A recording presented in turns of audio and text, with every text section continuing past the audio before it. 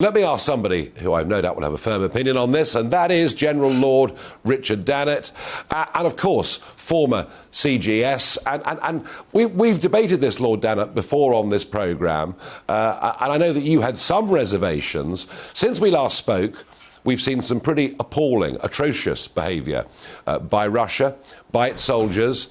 Does that change things? Does it make sense to you right now? Is it the right move for us to accept Finland and Sweden?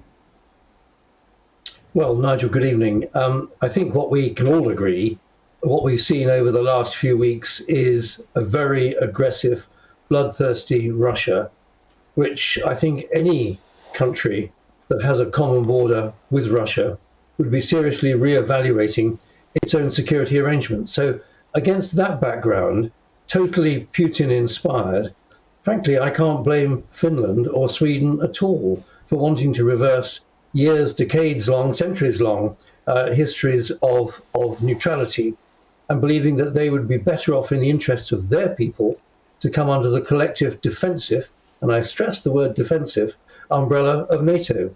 And in your introduction, perfectly reasonably, you talked about NATO expansion. And there was a kind of sort of underlying thought there that this expansion could go on even further.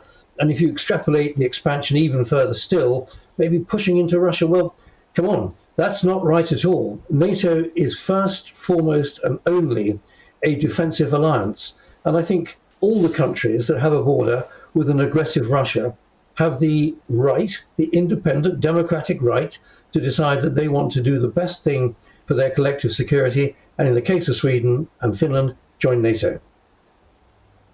I fully understand all of that, and I've no doubt that Georgia perhaps will be the next country that has this conversation. I also fully accept that NATO is a defensive organisation. Of course I do. What I'm saying is that Putin is able to use this continued expansion as an excuse with his own country, perhaps even with his own generals, for the continuance of this and perhaps more incursions to come. But my question is this. I quite understand why, if I lived in Finland, I might think it's a good idea to join NATO. But just because the country wants to join doesn't mean NATO has to accept them. And I ask you, is there a danger that we are boxing Putin into such a corner that he might use measures that none of us we've feared, frankly, since 1945. He's openly talked about nuclear weapons. Is the West on a collision course here? Are we actually perhaps going to make this situation the worst the world's ever seen? Well, Nigel, I think you've got to turn it round and look at this differently. I absolutely support Vladimir Putin and the Russian people's right to completely dominate and own without interference, the territory of Russia. That's their absolute right to have sovereign independence of their own territory. And exactly the same way, Sweden and Finland and Poland and Romania and other countries that for a period of the 20th century were under Soviet control purely because the Red Army in 1943, 44, 45 advanced through their territory and did not withdraw at the end of the Second World War. For those reasons only, those countries became Soviet, Russian by extension. So they have an absolute right to want to be independent. Ukraine is a separate issue. We can come back to Ukraine specifically in a moment. But the point I'm making is that all those countries and Russia have an absolute right to the independence of their own territory.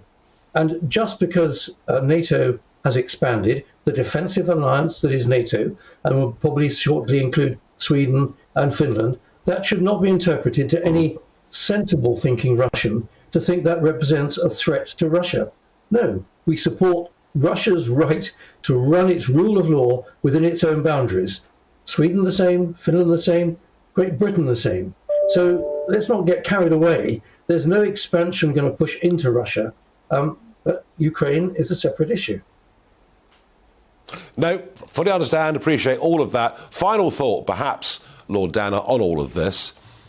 Are we dealing with Vladimir Putin with a rational actor?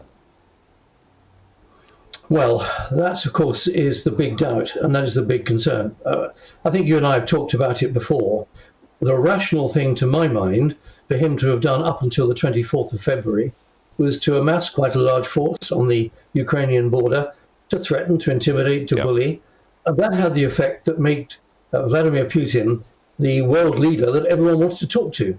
Macron and others beat a path to his ridiculously long table to talk to him. But once he crossed the border, which to my mind was not the rational thing to do, then he became the pariah, and his army has let him down woefully, both in their military incompetence and their huge indiscipline, which we're now seeing in the war crimes that are being committed.